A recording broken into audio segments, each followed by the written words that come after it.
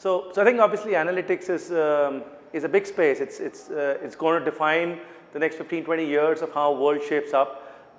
And with the whole volume and variety of data that's now available, the ability to use this in a meaningful manner, the ability to understand insights, personalize those actions, and be able to operationalize a lot of this in terms of how it gets consumed.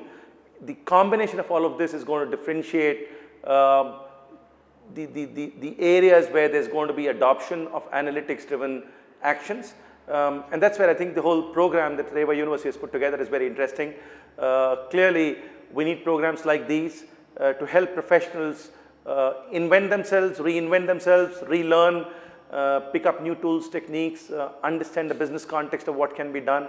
And I think things like these will be very useful for all the students to spend the next 1 year in picking up newer areas, picking up aspects of how this gets implemented, and thereby be more relevant for businesses and for themselves for the next several years of their journey.